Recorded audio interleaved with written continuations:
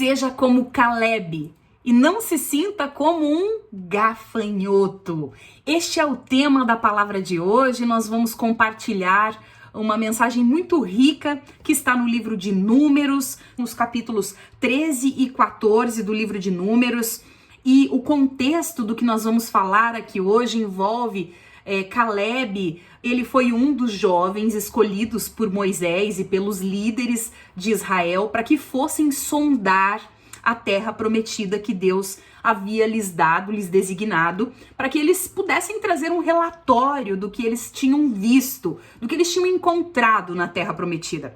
Então Caleb se destaca no meio desse grupo, porque enquanto muitos ficaram murmurando, reclamando, dizendo que a terra prometida era uma terra de gigantes e que perto desses homens que haviam lá, eles tinham se sentido como gafanhotos no meio desse burburinho de reclamação, Caleb se levanta e ele diz: subamos e tomemos posse da terra. É certo que venceremos. Este versículo está no capítulo 13, ao versículo 30.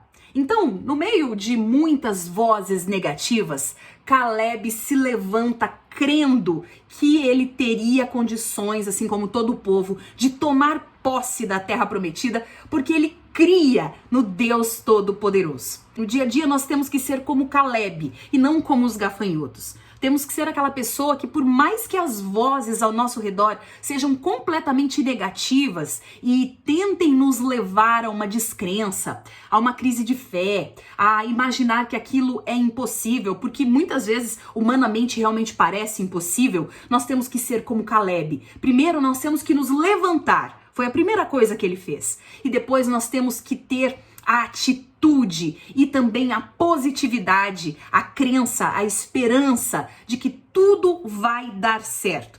E veja só, a palavra de Deus continua nos contando essa história, e aí o povo não ficou satisfeito quando Caleb disse: vamos tomar posse. E o povo revoltado diz assim: escolheremos um chefe e voltaremos para o Egito.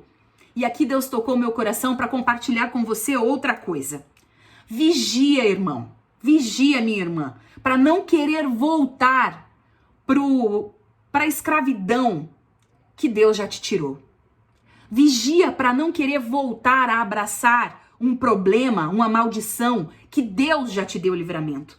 Esse povo aqui, diante do primeira possibilidade ali de ter que guerrear com esse povo para poder finalmente chegar na terra prometida, eles já queriam voltar para o problema. Então, será que no dia a dia a gente não está pedindo tanto para Deus nos tirar de um drama? E aí, quando a gente consegue avançar um pouquinho, encontra uma dificuldade rumo à terra prometida, a gente não quer voltar lá para aquela maldição que a gente já foi liberto? Então a gente precisa vigiar, para que a gente não se acostume em um lugar que não é o lugar que Deus tem para nós.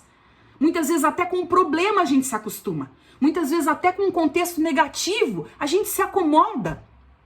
Mas a gente muitas vezes vai ter que enfrentar gigantes até para que Deus molde o nosso caráter, teste a nossa fé, para a gente chegar até a terra prometida. E sem dúvida lá é o melhor lugar para nós, porque é o lugar que Deus preparou para nós. Então, eu quero encerrar isso aqui dizendo o seguinte: o desfecho dessa história você já conhece. Mesmo com os murmuradores, mesmo com os medrosos que quiseram desistir e que quiseram voltar lá para a escravidão do Egito, o plano de Deus foi concretizado.